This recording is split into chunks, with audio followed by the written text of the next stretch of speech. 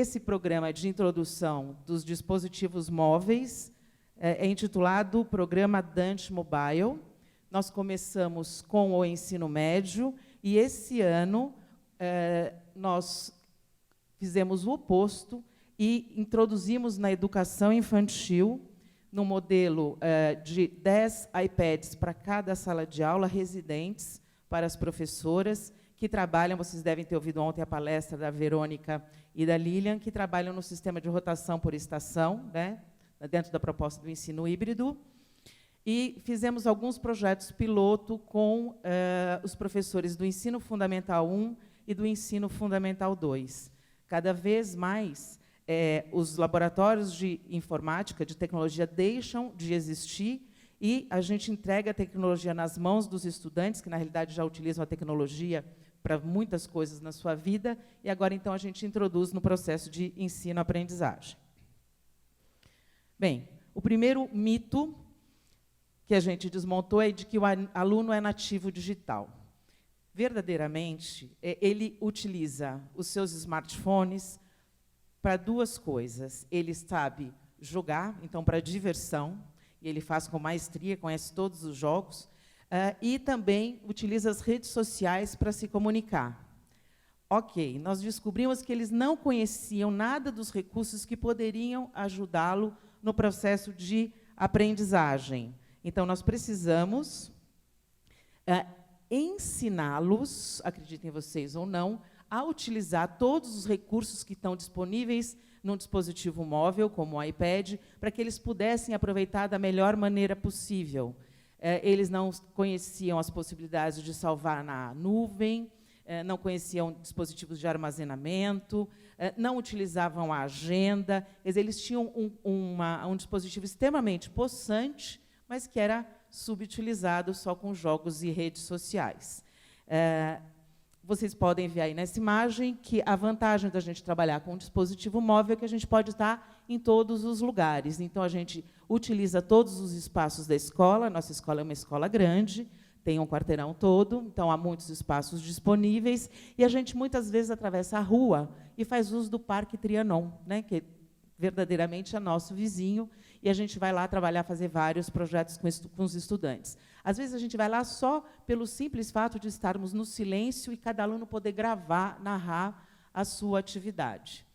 O que eu vou trazer para vocês hoje aqui, eu vou contar a história, né? Eu vou mostrar um pouquinho do que o percurso que a gente passou e de que maneira os nossos estudantes vêm produzindo por meio desse dispositivo. Bom, para a gente falar sobre a postura que o estudante tem e o que mudanças, porque assim, a gente não quer trazer um dispositivo com 1000 possibilidades para a gente fazer mais do mesmo, né? Então, para evitar que a gente faça mais do mesmo, a gente tem um cuidado muito grande e estamos sempre refletindo sobre a melhor maneira de utilizar.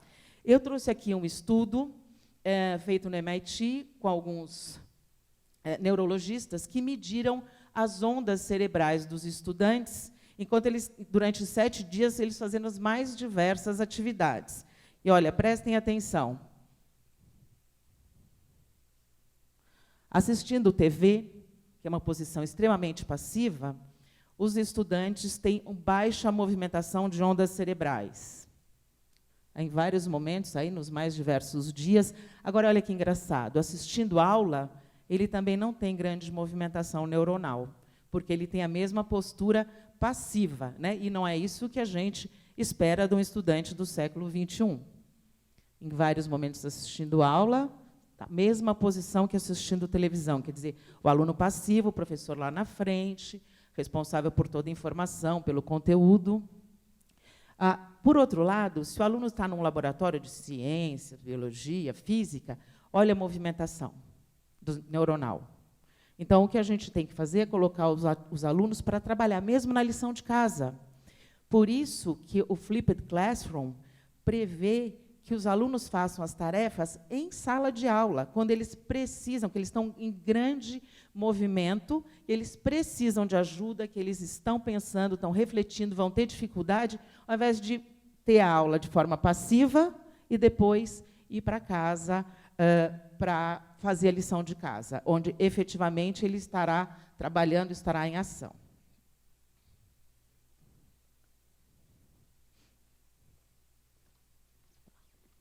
Olha aqui, gente, mesmo o sono, durante o sono é onde a gente tem um movimento mais intenso em virtude dos sonhos, né? Até dormir é muito melhor do que assistir a aula. Bem, essa é uma outra frase bastante interessante. Um grupo de pessoas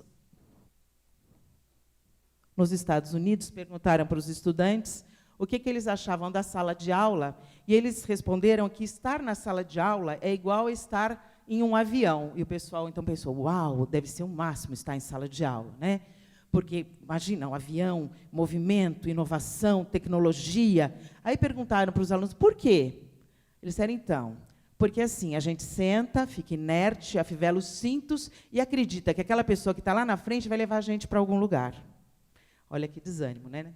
De verdade, é assim que o estudante se sente amarrado e confiante. Que responsabilidade imensa que a gente tem.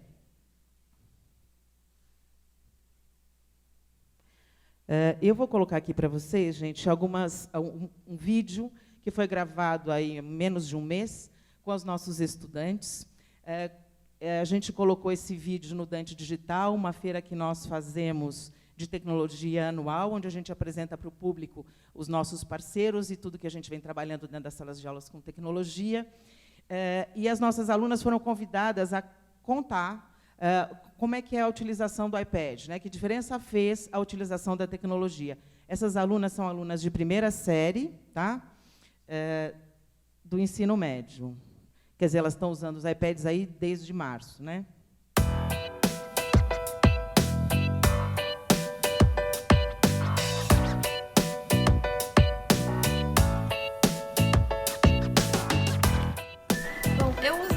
Na sala de aula para fazer muitos projetos e eu também gosto de gravar muitas aulas, então eu às vezes gravo o que o professor está falando e ponho fontes de pesquisa da internet, ao mesmo tempo que o professor fala, pesquiso imagens que possam ilustrar melhor para eu poder entender, e isso me faz ficar focada na aula, prestando muita atenção e desenvolvendo um jeito que às vezes não é o jeito que o professor passa na lousa, mas é o jeito que eu entendo. Os professores, eles podem sugerir aplicativos que vão complementar o nosso estudo no dia a dia, para melhorar nosso aprendizado, e sugerir aplicativos para a realização de trabalhos, o que facilita o desenvolvimento na escola. Tudo que eu preciso tá num lugar só. A gente não precisa ficar carregando a apostila para tudo que é canto, porque a gente tem a apostila no tablet, livros tem no tablet, caderno tem no tablet. Eu passei 6, 7 anos lendo Dante sem iPad, e posso dizer que é bem mais difícil, porque as coisas acabam se perdendo, é mais difícil conseguir a anotação quando você falta.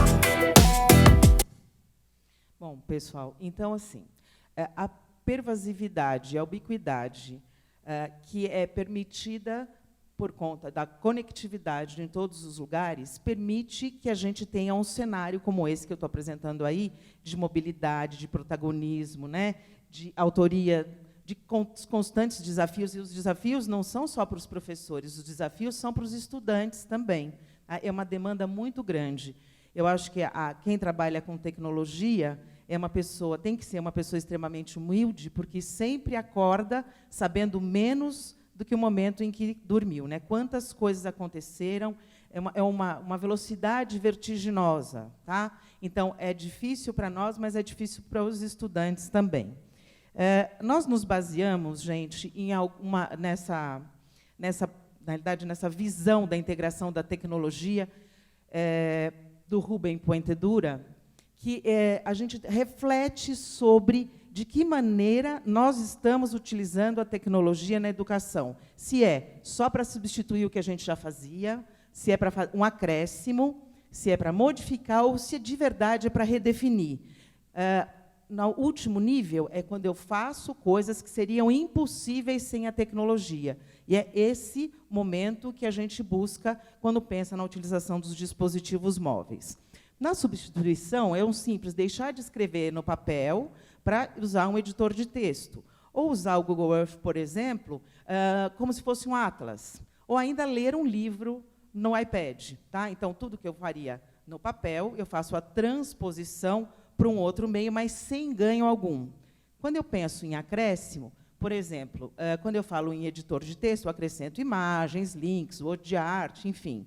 Se eu penso no Google Earth, eu utilizo para mensurar distâncias entre os continentes, entre os países, coisas que antes era impossível de ser feita no Atlas. Então, eu tenho um pequeno acréscimo do que eu fazia antes com os conteúdos analógicos. Tá? E a leitura do livro são esses leitores que permitem que a gente aumente a fonte, que a gente troque a cor do fundo para melhorar a acessibilidade, que a gente risque, né, pinte aí as partes interessantes do texto, ou mesmo que a gente faça algumas notas. Né?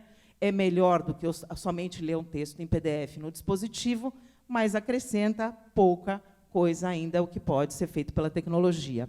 Já quando a gente pensa em utilizar a tecnologia para modificar o que pode ser feito, aí eu penso em utilizar um texto, digito um texto, por exemplo, ou no Evernote, ou no Google Docs, e compartilho com as pessoas, para elas lerem. Tá? Ou eu uso o Google Earth, por exemplo, para navegar pelas fotos, pelos objetos em 3D, ou pelos vídeos que estão inseridos pelos próprios usuários dentro da plataforma. Tá?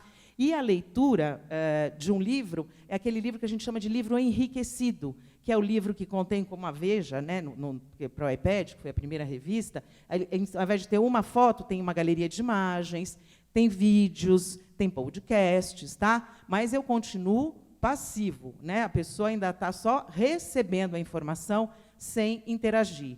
E, de verdade, quando eu redefino, eu uso o Google Docs ou Evernote para construir conhecimento junto com outras pessoas, tá? Para a gente utilizar a parte de comentários, e tudo isso online, real time, várias pessoas digitando ao mesmo tempo. Quando eu uso o Google Earth, por exemplo, para criar camadas sobre o globo, onde eu, por exemplo, crio uma camada com os animais dos países quentes ou tipos de vegetação, e eu compartilho esse arquivo com outras pessoas.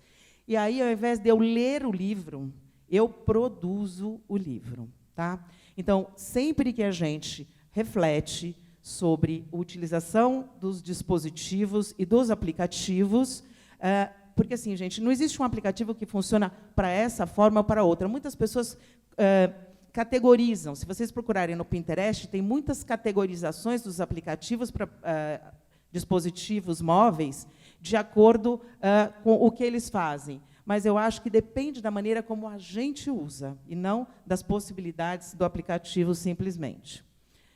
Nos baseamos também no modelo TPEC, que engloba tecnologia, pedagogia e conteúdo. Então, o ideal é estar nesse espaço roxinho, onde o professor acompanha as mudanças da tecnologia, tem domínio completo sobre o conteúdo, as teorias, as inovações, as possibilidades da sua área do conhecimento e conhece as estratégias, as metodologias. Né? Esse é o sonho. Então, a gente busca, na maioria das instituições ainda, a gente tem pessoas, assim como no nosso caso, que orientam, auxiliam os professores no uso da tecnologia, porque eles não conseguem estar atualizados com a sua área do conhecimento, atualizados com as novas estratégias e metodologias, e também acompanhar a mudança vertiginosa da tecnologia. Tá? Então, isso aqui, de verdade, para nós lá, é feito por um grupo de pessoas que trabalham unidas. Tá? A gente trabalha com formação de professores de todas as formas. A gente faz grandes formações,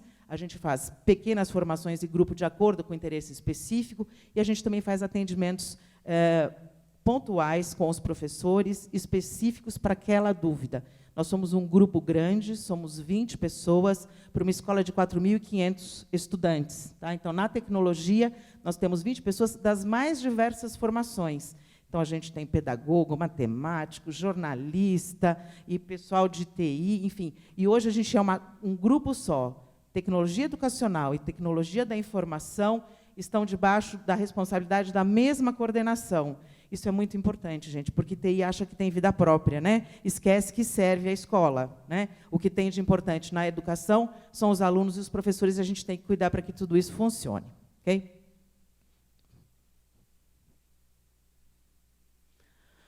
Bem, quais são os aplicativos básicos que a gente utiliza lá no nosso programa Dante Mobile? Aqui eu estou falando ainda especificamente para os alunos do ensino médio. Tá? A gente utiliza o iBooks, e, na realidade, os nossos alunos criam livros por meio de alguns aplicativos, tá? E a gente também publica todo o nosso conteúdo. O Moodle não é só continuidade, não é só apoio ao nosso ensino presencial. O Moodle, hoje, com os dispositivos móveis, ele vem para dentro da sala de aula. E a gente trabalha todas as ferramentas de comunicação e colaboração ali, dentro da sala. Então, todo o conteúdo dos professores é publicado no Moodle, e não é só isso. Todas as entregas de tarefa, a gente trabalha com glossário, não tem mais um aluno que entrega nada em pendrive, em CD, em papel, tudo é publicado no Moodle. Para o professor é fácil avaliar, porque ele tem todas as entregas reunidas, ele pode ver aí a qualidade de um, até comparando com a qualidade de outro. A gente utiliza muito a parte de questionário do Moodle e de lição. O questionário no Moodle 3.0, que é o próximo Moodle aí, vai ter muitas outras possibilidades de arrastar e soltar. Eu fico imaginando para os alunos pequenos quantas possibilidades diversas aí nós teremos, né?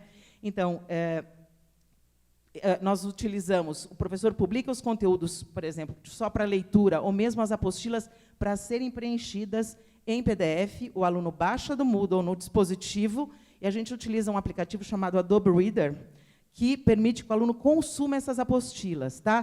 Tanto escrevendo à mão, como digitando, tá? Depende aí do gosto de cada um. A gente tem alunos que preferem escrever à mão e tem alunos que preferem digitar. Nós temos Apple TV em todas as salas de aula, em todos os auditórios. Apple TV não é um dispositivo caro, mas ele é extremamente potente, porque ele permite que o aluno e o professor espelhem tudo o que está acontecendo no seu dispositivo, tanto nos seus Macs quanto nos seus iPads. Então, é interessante, porque não fica só nas mãos do professor. Por exemplo, o professor passou um exercício de física, né, professor Tola, e ele vai passeando e vendo o que os alunos estão fazendo. De repente, ele descobriu ali que o Antônio resolveu de uma forma completamente diferente, foi por um outro caminho, e que seria bárbaro se os outros colegas pudessem acompanhar o que o Antônio fez. Então, ele diz assim: Antônio, agora projeta seu iPad e mostra para os seus colegas o que vocês fizeram. O aluno não precisa se levantar, não precisa vir desenhar. O que ele fez está projetado aqui. Diz, bom, agora eu quero ver um outro tipo de resolução. Os alunos, então, têm essa possibilidade, são tão protagonistas na lousa quanto é o professor. Tá? E a gente tem aí infinitos recursos, infinitos aplicativos, tem mais de 75 mil aplicativos criados especificamente para educação. E mesmo esses que funcionam como lousa, a gente tem uma variedade enorme. Bom, claro que os nossos alunos usam para pesquisa, não sei se deu para vocês ouvirem a primeira aluna que falou ali, ela disse, olha, eu gosto muito porque eu participo mais da aula, porque o professor está falando, eu estou pesquisando, eu estou buscando imagem, eu estou anotando tudo isso num caderno. Eles são muito rápidos, né, gente? Eles vão na internet, buscam a imagem, escrevem por cima dela, e, ao mesmo tempo, podem gravar o que o professor está falando, e eles fotografam muito a lousa. Em todas as nossas salas de aula tem um adesivo, escrito para os alunos enxergarem, quem olhar a lousa tem que ler aquele adesivo grande, dizendo que o professor e a escola têm todos os direitos autorais, que ele precisa perguntar para o professor se pode ou não gravar a aula dele, ou se pode ou não fotografar a lousa dele. Geralmente, os professores, no início do ano, já avisam, olha, gente, eu não me importo que vocês gravem a minha aula, ou que vocês fotografem, só que eu quero que vocês também prestem atenção, eu quero que vocês leiam um livro. Já tem professor que diz, olha, eu prefiro não, vocês só fotografam o que eu disser que é para fotografar, enfim. Eles já estão acostumados, e eles mesmos se reorganizam com os professores. Tá? Nós utilizamos uma agenda, foi uma ideia muito bacana. A escola, todos os nossos alunos têm e-mail, né, do Dante, desde pequenos, e se tem um login sim, que eles não esquecem, é esse, gente, porque ele usa para acessar todos os serviços que estão na web. Tá? Eles têm, a gente cria uma lista, por exemplo, o primeiro A, e todos os alunos do primeiro A fazem parte dessa lista. E aí eles usam o próprio calendário nativo do iPad para enviar tarefas. Então, eles se organizam, por exemplo, hoje é meu dia de marcar a tarefa, eu vou lá, o professor colocou na lousa a tarefa, eu agendo, e quando eu agendo, eu mando para o primeiro A, isso vai para as agendas de todos os meus colegas. Tá? Eles aceitam e a gente tem uma agenda de forma colaborativa. Essa agenda é bacana, porque, em primeiro lugar, eles aprendem a se organizar, aprendem a receber convites de outros e a aceitar para fazer parte da agenda, tá? E podem também passar a organizar a sua própria vida pessoal a partir dessa agenda e dessas informações. Bom, cadernos a gente usa bastante o Evernote e o Penultimate, são ferramentas robustas, e aí o Penultimate é para quem prefere escrever à mão. E os alunos compartilham muito por AirDrop. AirDrop é o Bluetooth da Apple. Então, quando eles acessam o AirDrop, aparecem todos os dispositivos que estão ali próximos, e eles compartilham arquivos, por isso que assim, não dá para a gente pensar que os alunos não vão colar com esses novos meios. Gente, claro que se eu criar o mesmo tipo de avaliação que eu fazia antes, não vai funcionar aqui. Se for só um copiar de coisas, porque eles trocam em segundos. É muito mais rápido que enviar por e-mail, que enviar por WhatsApp, que enviar por SMS. O AirDrop ele é vapt-vupt. Inclusive, eu posso mandar vídeos e várias imagens de uma vez, gente. E quando eu aceito, não preciso aceitar de um por um. Se eu mandei 100 imagens, quando eu aceito, caem todas no meu álbum de fotos. Uma rapidez imensa. Tá? Então, esse é um recurso que eles utilizam bastante. Aqui eu vou mostrar para vocês alguns exemplos de caderno. A gente tem todo o material embarcado nos dispositivos móveis. Nem todas as editoras têm modelo de livro digital, é um processo. E se tem o livro digital, não tem modelo de negócio para vender o livro digital. Então, o que nós fazemos, muitas vezes, os alunos compram um livro em papel, as editoras nos entregam o PDF, ainda é simples, ainda estou na substituição, mas eu garanto que o aluno tem aquele livro embarcado no iPad, como as alunas disseram, eu tenho meus cadernos, meus livros, enfim, minhas anotações, tudo que eu baixei do Moodle e assim por diante. Tá? E aí a gente, então, embarca por meio de um aplicativo chamado Mozilla, que é um ambiente virtual de aprendizagem, a gente embarca todos os livros para os alunos. Trouxe, carimbou, está embarcado. Tá? Temos também, então, esse primeiro aqui, aqui. Esse primeiro os alunos têm por pasta, né? Uma pastinha de cada cor para cada área do conhecimento, e aqui são os livros. Por exemplo, aqui de matemática, eles têm à disposição 2 livros. Tá? Esse aqui é um exemplo de um aplicativo de uma editora, livros de inglês. Esse aplicativo é fantástico, os livros são maravilhosos, de verdade eles fazem a diferença, porque todo livro é acompanhado de podcast, e o aluno, de acordo com a fluência na língua, pode aumentar ou diminuir o volume com que o podcast é reproduzido. Tá?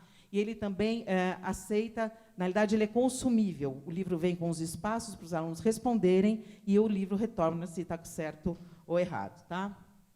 E a gente também trabalha nas terceiras séries do ensino médio, com material de cursinho, nesse caso, o poliedro, os alunos têm todos os livros embarcados. Gente, com o advento do dispositivo móvel acompanhar todo o ensino médio, é a primeira vez que o aluno, na terceira série, ainda tem acesso ao livro da primeira série. Geralmente, mudou de ano, os livros estão em estado deplorável, ficam na estante, né, ou a gente se desfaz dos livros, ou doa, enfim. Mas aqui, se o professor disser, olha, eu quero ver aquele mapa mental que você fez na primeira série, se é o mesmo professor, o aluno tem tudo isso gravado no mesmo lugar. Você vai dizer, poxa, Solange, cabe tudo isso lá? A gente usa e os orienta a utilizar os mais diversos sistemas de armazenamento, tá, gente? A maioria dos aplicativos já permite que a gente crie uma conta e armazene na nuvem.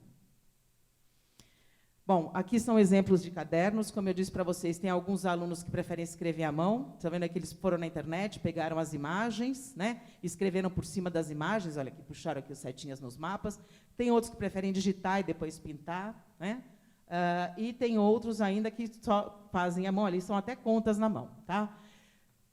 Alguns compram canetinha, outros escrevem com o dedo com uma grande facilidade, e aí depende. Né? É obrigatório usar caderno digital? Não. É obrigatório usar caderno papel? Não. O aluno e o professor é que combinam de que maneira o professor prefere que o aluno trabalhe ou dá liberdade para o aluno escrever. Qual é a vantagem? O aluno pode, a qualquer momento, enviar para o professor isso, exportar, enviar por e-mail, colocar no Dropbox e mandar para o Moodle. Tá? E o professor pode pedir as tarefas sem precisar recolher caderno, sem precisar recolher o caderno inteiro para ver uma tarefa só. Ou os alunos podem compartilhar entre si uma nota. Aquele que anota não precisa mais ir na Xerox, né? Ele pode compartilhar com todos os colegas da sala. Aqui eu vou passar um vídeo de uma aluna também da primeira série, que esse início de ano nós estávamos pensando em fazer uma formação para os professores compreenderem todas as possibilidades que um caderno digital traz. Então, eles ainda não tinham começado a trabalhar com caderno, e a gente pergunta para eles como é que seria, se eles iam gostar ou não, se que a gente fizesse a formação para os professores. Tá? Oi. Opa.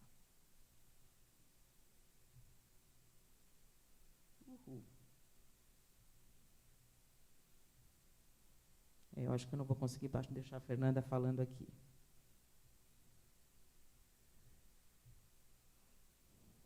Bom, gente, o que ela diz é que... não vou conseguir mesmo. Eu preparei essa minha apresentação para fazer no Apple, preparei no Keynote, depois, que é um aplicativo da Apple que faz a apresentação, e eu precisei exportar para PowerPoint, para a gente rodar aqui. Algumas coisas funcionam, outras não, me desculpem. Mas ela diz que ela imagina que ela vai ter tudo guardado, e aquilo mais ou menos que as alunas do primeiro falaram, que ela vai ter tudo guardado e que vai ser fácil dela trazer outras informações, dela pesquisar, dela inserir som, dela gravar e assim por diante. Quer dizer, mesmo antes deles usarem, eles já imaginam todas as possibilidades, né? Porque eles fazem uma transposição do que eles usam para o dia a dia, porque podem fazer para o pedagógico. Aqui eu vou trazer um exemplo, se eu conseguir também, porque eu já vi que já entrou diferente. Para lá. Pessoal, aqui é um exemplo de uso do Moodle. É uma ferramenta chamada Laboratório de Avaliação, que permite que os alunos façam entregas de tarefas, que uns avaliem os outros, e ainda permitem que, ao final, o professor faça essa avaliação. Então, ele é como uma entrega de tarefa. Todos os estudantes entregam, seja lá texto, vídeo. Gente, eles entregam todo e qualquer arquivo. Se o arquivo é muito pesado, eles fazem upload no YouTube e enviam para o professor só o link. Tá? Deixam como não listado, para que as outras pessoas não precisem ver no canal deles o vídeo que eles fizeram para a escola. Então, ninguém enxerga, só quem tem o link, eles entregam dessa maneira. Então, aqui, por exemplo, a primeira aluna aqui, acho que é Luna, ela entregou o vídeo Amor de Amigo. Ela foi avaliada pela Beatriz, na realidade, aqui a Beatriz não tinha avaliado ainda, tá? E ela avaliou o vídeo do Felipe Benatti Guazelli, tá? Aqui a Jade entregou Amor de Morte. Na realidade, o tema era conto gótico, né? Por isso que está assim, então, os temas assim meio sorumbáticos e taciturnos, tá? Ela avaliou a Vitória recebeu 19,17 de 20 e foi avaliada pelo Bruno e assim por diante. Se o aluno seleciona, ele enxerga exatamente de que maneira ele foi avaliado. Vou ver se eu consigo reproduzir aqui um pouquinho do vídeo, para depois vocês verem como é que isso... Tem som, pessoal. Gente, o vídeo é uma maneira de expressão muito comum no colégio, tá? Os alunos desde pequenininhos que produzem vídeos. A gente tem uma oficina muito interessante de jornalismo chamada Dante em Foco, que trabalha muito esse tipo de expressão. Meninos aí do fundo, tem som? Dá para vocês aumentarem? Na mesa? Que foi, Elizabeth? Nada. Pensei que tivesse visto alguma coisa. Então, meia-noite concentre? Com certeza.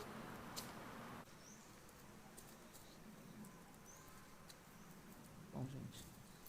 Enfim, é um belo cenário, uma história macabra, né? Depois eles colocam o menino no saco e levam para o jantar, enfim. Depois que eles entregam... Não desfruto de muito tempo, Miguel. Tenho um compromisso inadiável. Marquei um jantar com minhas amigas. Estou aqui presente somente para assinar a minha saudade. Porque, da próxima vez, espero que seja nosso primeiro vídeo juntos.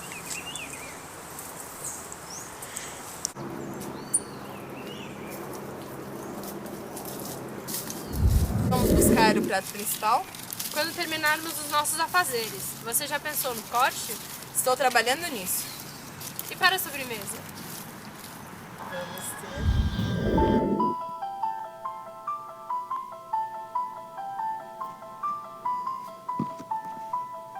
Na verdade, esse trabalho é bastante interessante. A professora inicia, eles assistem alguns vídeos, por exemplo, como Fantasma da Ópera, ouvem algumas músicas góticas.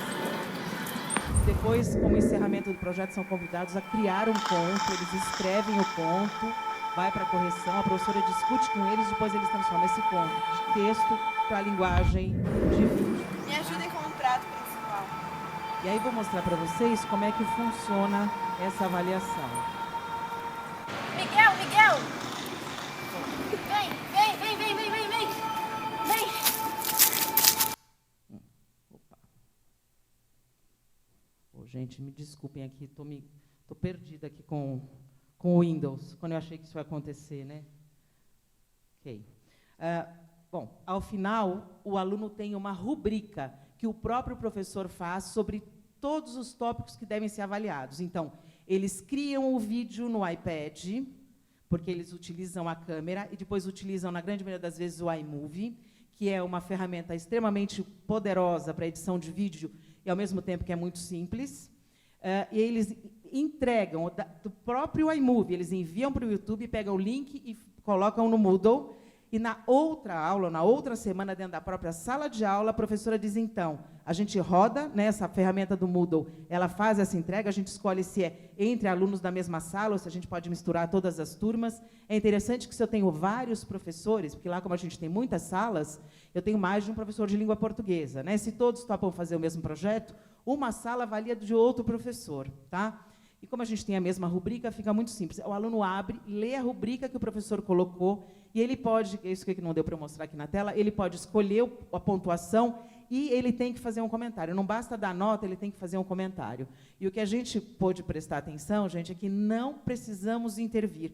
Eles são mais críticos e mais exigentes com os próprios colegas do que nós seríamos. E vocês imaginam que eles fazem aí uma meta-aprendizagem, porque quando eu olho para o vídeo do meu colega e presto atenção nos itens que o professor levantou como adequados nas rubricas, eu faço uma revisão do meu próprio envio. Então, dificilmente, quando a gente troca depois e cada um recebe o seu com a avaliação do colega, a gente tem qualquer dúvida, né? Na grande maioria das vezes, eles aceitam de uma forma muito fácil. Bom, buscamos trabalhar com aplicativos de autoria. Aí tem alguns dos mais badalados, né? Que a gente usa. Lá em cima à esquerda é o iBooks Author. Eu ia mostrar para vocês, aí trouxe o Mac, mas não vai dar para eu projetar, mas os nossos alunos produzem muitos e-books, e aí, dentro daquela proposta de redefinição, inserindo galerias de imagens, vídeos produzidos por eles, narrações, podcasts e assim por diante. Em cima é o e-books Author, embaixo é o Book Creator. Book Creator é mais adequado para crianças, tem os livros depois maravilhosos que as crianças trabalham, os pequenininhos. O iMovie, que eu falei para vocês, que já é nativo no iPad, o Keynote, né, que é o PowerPoint da Apple, aquele que tem um coelhinho ali embaixo, o Puppet Edu. Nós somos muito, mas muito críticos em relação ao respeito aos direitos autorais, e os alunos sempre quando começam a fazer pesquisa, eles já do lado abrem um Word e vão colocando todos os créditos, e a gente os orienta que eles façam exatamente como as normas da ABNT. Eu garanto que quando eles chegarem aqui na universidade para vocês, eles já estarão sabidos no que diz respeito a isso. E o Puppet Edu, ele só vai buscar em fontes Creative Commons. É bárbaro esse aplicativo, gente. Ele só abre espaço para o aluno buscar na internet em fontes Creative Commons, e, ao final, ele elenca todos. O aluno nem precisa se preocupar, ele mesmo elenca toda a bibliografia que o aluno utilizou no decorrer do vídeo. Tá? Bem legal. Em cima é o Toontastic, que faz quadrinhos animados. À direita, 2 aplicativos de mapas mentais. Em cima, o Simple Mind, para os mais velhos. Embaixo, o Popplet, para os menores. Trabalhamos bastante com construção de mapas mentais. E 2 aplicativos aqui, o Edu Creations e o Show Me, que são aplicativos de quadro negro, né, para os professores e os estudantes criarem videoaulas. Muitos dos nossos professores produzem videoaulas para os seus estudantes e publicam no Moodle também. Gente, sem o Moodle, esse projeto não teria condições de acontecer, tá? Porque, de verdade, quando nós começamos, não tinha quase nada disponível no mercado. E ali são 2 últimos aplicativos, o Adobe Voice e o Adobe Slate, que também são gratuitos e têm qualidade Adobe, tá, gente? Então, nós procuramos sempre trabalhar com foco nos aplicativos de autoria. Bom, como eu vim hoje para contar um pouquinho os cenários e as histórias, esse ano um professor de Geografia, o professor Otacílio, resolveu utilizar o SimCity. A escola já utiliza games em outros momentos, mas o SimCity ele está disponível para iPad, e o professor fez lá, ele fez um projeto para a primeira série, outro para a segunda, com desafios diferentes, mas os alunos tinham que construir uma cidade com características X, embasados num texto pesado para eles, que é o texto do Milton Santos, Lugar e Valor do Indivíduo. É um texto mais adequado para universitários, mas nossos alunos leram. De que maneira eles destrincharam o texto? Criando mapas mentais. Então, é um processo. O professor coloca o texto no Moodle, o aluno cria no aplicativo um mapa mental, publica, e aí a gente pode escolher, ele faz como uma entrega de tarefa, se é só para o professor ver, ou a gente abre um fórum para que todos possam compartilhar o que está sendo entregue por todos. Tá? Bastante interessante isso, porque às vezes até o professor compara um com o outro. E, ao final, os alunos criaram a sua cidade, gente, isso levou uns 3 meses, né? Criaram suas cidades, e eles tinham, então, que fazer um relatório descritivo sobre tudo que a cidade tem. São várias, eu trouxe aqui uma delas, é Padilhópolis, porque a aluna se chama Carolina Padilha. Espero que o som contribua para vocês ouvirem aí a... Bem-vindo a Padilhópolis. Se encontra atualmente no nível 35, com um percentual de 100% de satisfação e aproximadamente 350 mil habitantes.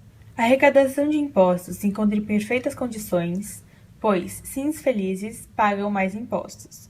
E com esse dinheiro, a prefeitura é capaz de melhorar os serviços públicos. Somente por energia não poluente, Padilhópolis conta com 3 estações de energia solar e algumas hélices de energia eólica. O tratamento de esgoto da cidade é feito por 2 grandes usinas de tratamento que não poluem nenhuma parte da cidade.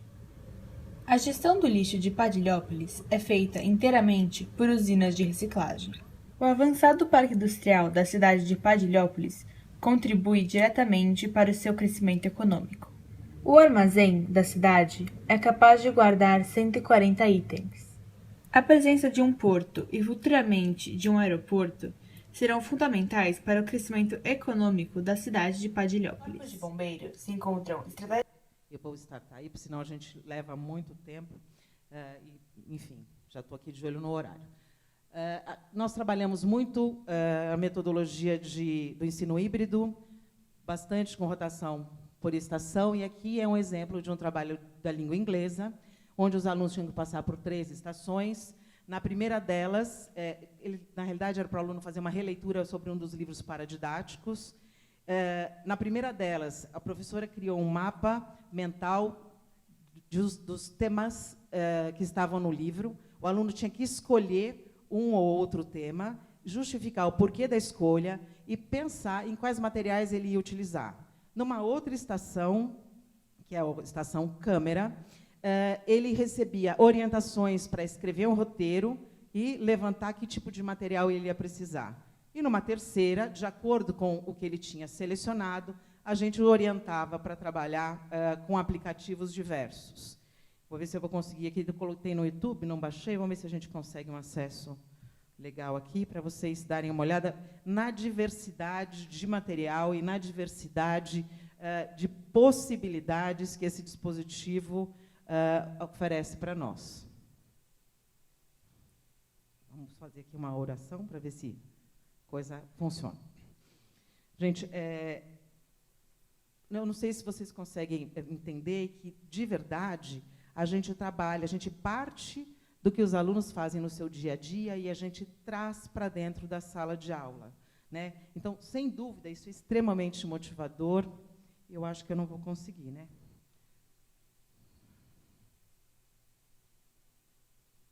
Tem internet aqui? Tem? Acesse o YouTube, Bira? Bom, quem sabe o outro que está aqui? Espera lá.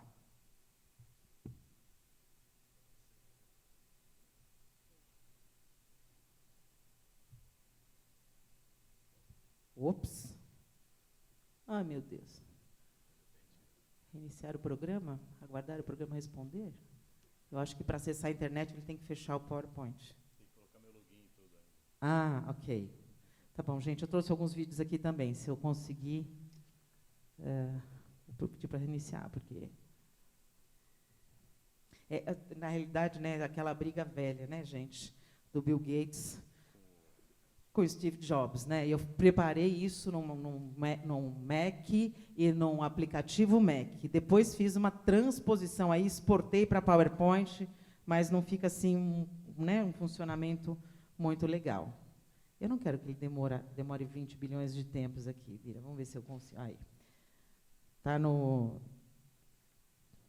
Vai abrir já.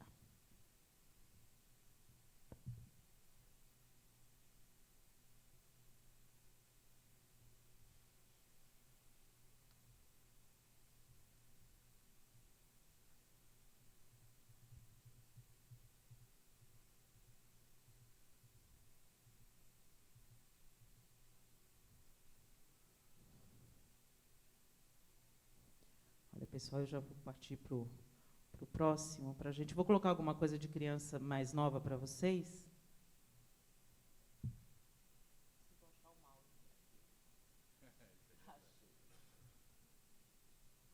Bom, esses também estão fora. As crianças utilizam esses aplicativos de quadro branco, que os próprios professores criam suas aulas para publicar, né? Os alunos também criam essas aulas. E desde os pequenininhos, gente, eu queria mostrar aqui para vocês, tem uma aula, será que eu consigo acessar o Educations Online? É uma aula onde a criança pequenininha de 2º ano ensina matemática para os colegas. Parece apaixonante. Tento ou não? E aqui, usando... Esse aqui está embarcado, talvez a gente consiga. Usando o aplicativo Chatterpix. É um aplicativo super simples, que pode ser usado desde as crianças da educação infantil, ou o aluno se fotografa, ou ele busca uma imagem na câmera ou na internet, ele faz um risquinho onde ele quer que seja a boca e ele narra. Tá? E aí... o aplicativo... Fui desperdiçada! E foi aqui a folhinha de papel. Ele colocou a folha de papel no chão da escola. Eles estavam fazendo uma campanha para o lixo. Eu sou a preguiça de coleira. Estou em extinção. Meu habitat são as florestas tropicais. As florestas tropicais. Minha alimentação são raízes, brotos e frutos. Estou em extinção por causa do desmatamento. Por favor, me ajude. É uma gracinha. Por favor, help me. Help me. Ele é Obrigada. simples e, ao mesmo tempo, extremamente poderoso, né? Não sei se eu arrisco que a gente trava de novo aqui, enfim. Vamos lá. Esse também está online, porque a maioria desses aplicativos salvam na nuvem já. Eu tenho aqui de uma professora que conta um pouquinho como é que foi o projeto dela no decorrer da experimentação do iPad com as 2ª séries, e tem um trabalho das crianças que fizeram um estudo de ciências de forma colaborativa para que todos pudessem estudar. Então, eles criaram um vídeo com todas as experiências, eles desenharam as experiências de ciências, laboratório de ciências, e criaram um vídeo. Cada um falou uma parte, e isso fica no Moodle para que eles possam estudar em casa. Eu vou combinar depois para o Bira, que eu vou deixar isso aqui à disposição. Tá bom, Bira? Tá, meu horário, gente. Vamos ver se eu consigo aqui travar para ir para o próximo. Eu coloco no ambiente virtual e depois vocês ficam com tudo isso. Eu não vou reiniciar novamente, porque, enfim. Tem aí, então, uma infinidade de possibilidades. A gente tem 2 alunos do ensino médio, um que quer ser professor, vejam vocês, e o outro que quer ser jornalista, que tem um canal onde eles ensinam o conteúdo, eles estão na 2ª série do ensino médio, eles ensinam o conteúdo da 2ª série pelo YouTube. Na realidade, eles começaram produzindo pelos próprios colegas. O Pedro, que quer ser professor, ele é o nerd da sala, e aquele para quem todo mundo recorre na véspera da prova, né? E aí ele pensou, puxa, eu fico ajudando um, outro, fica no período da tarde lá, e cada um tem uma dúvida diferente. Ele pensou, puxa, se eu fizesse uma aula para eles, não seria melhor? E aí o outro colega dele, que é o Magnani, que quer ser jornalista, tinha um apartamento vago da avó dele. Primeiro eles faziam as aulas numa cartolina, agora eles já arrumaram um dinheirinho e compraram uma lousa. Eu convido vocês a entrarem no YouTube e procurarem Pedro Luz. O canal é Pedro Ensina. Tá? E o número de visualizações e de elogios que os colegas fazem, e pessoas de fora do Dante também fazem, porque, no fim, eles trabalham com toda a gama da área de conhecimento. Tá? Então, é isso, gente. As possibilidades são infinitas. A gente está só começando. Temos certeza, né, Nice, que há muito por fazer, mas é o que a gente conseguiu fazer aí nesses 3 anos e meio aí de implantação. No ano passado, nós formamos a primeira turma, que teve dispositivo móvel desde a 1ª série, e nós já estamos indo aqui para formar, nesse ano, a 2ª turma, que teve os 3 anos do ensino médio com os dispositivos móveis. Não pensem que é fácil, é muito difícil. Todos os dias a gente enfrenta um leão, mas, assim, como a Anice fala, a gente não dava para não fazer. Né? Não dá para você ter um dispositivo tão potente que os alunos utilizam com tanta maestria e não aproveitar esses dispositivos para a educação. Fico disponível para perguntas.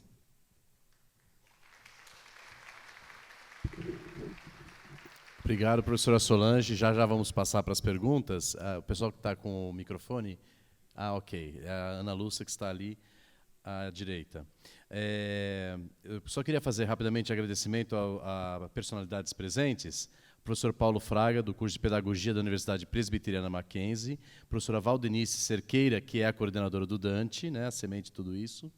A professora Celina Bar, da PUC.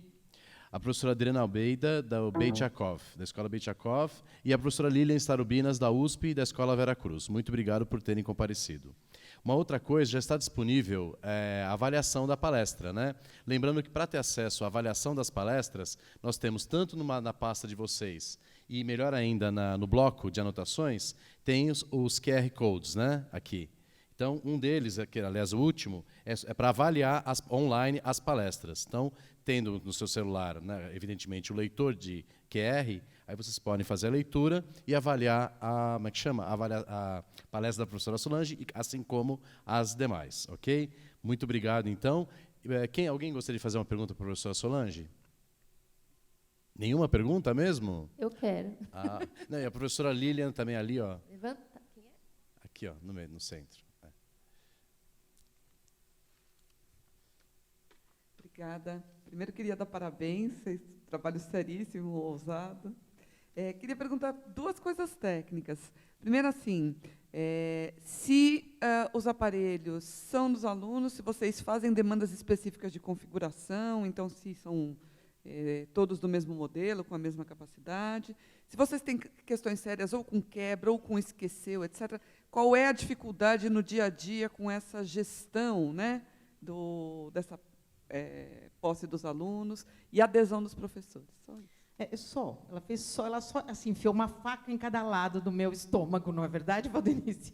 Primeira pergunta, a gente ainda entrega para os alunos, e no regime de comodato, os dispositivos, Lilian. Então, eu garanto que, naquela série, eu tenho todos os dispositivos iguais e com a mesma configuração. Eu já tive, porque assim, nós começamos com Android. Nosso primeiro dispositivo foi Motorola.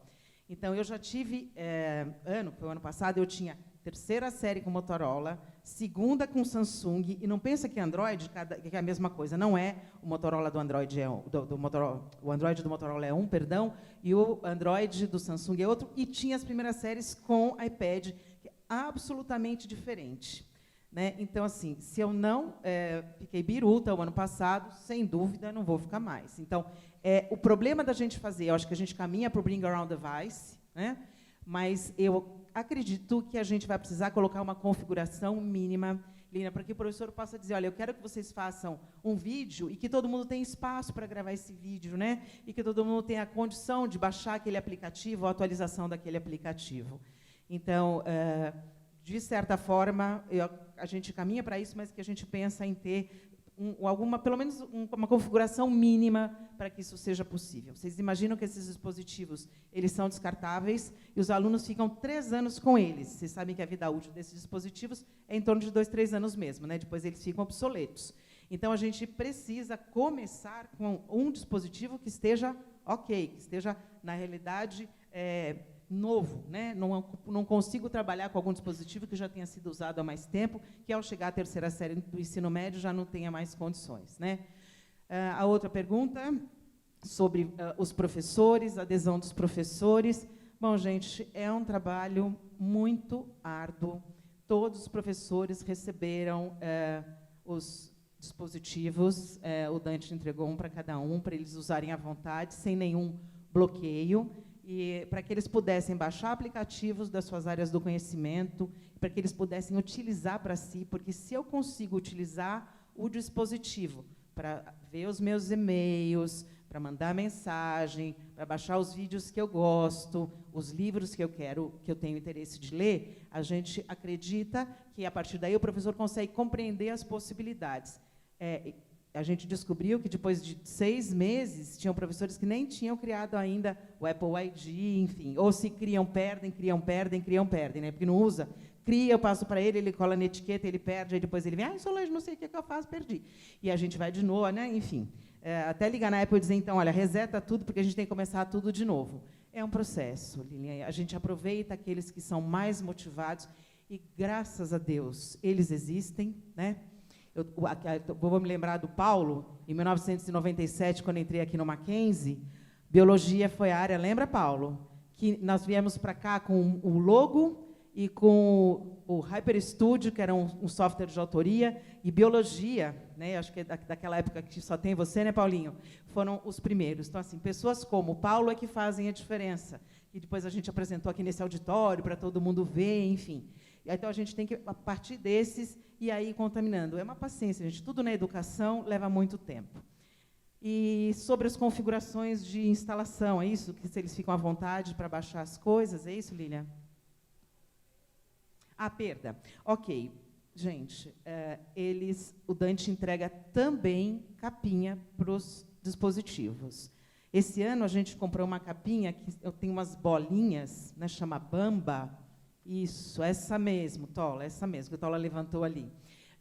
E é assim, você pode jogar no chão, e a Anice mostra para os pais no início do ano, né, que joga no chão e não quebra. Então, ela diz assim, pais, orientem os seus filhos para não retirar a capinha, porque vocês estão recebendo incomodato, mas qualquer avaria de responsabilidade dos senhores. Vocês sabem quanto custa hoje trocar a tela de um iPad mini? R$ 1.200 por conta desse pequeno aumento do dólar, né? E aí, gente, às vezes está no preço do dispositivo. E aí, na hora de cobrar, não é muito simples a gente conseguir isso dos pais. Sem falar que, assim, um deixa em cima da carteira, o outro passou, desarvoradamente derrubou. Aí começa, quem derrubou não fui eu, professora foi ele, enfim. Então, são muitas coisas, Lilian, que a gente tem que gerenciar que não fazem parte do core business da escola, né? Não é só isso. Tudo que eles aprontam, né, muitos tiram segurança, porque a gente bloqueia a App Store, e a gente, assim, é uma responsabilidade enorme o que está lá dentro daquele iPad, porque o iPad é da escola, né?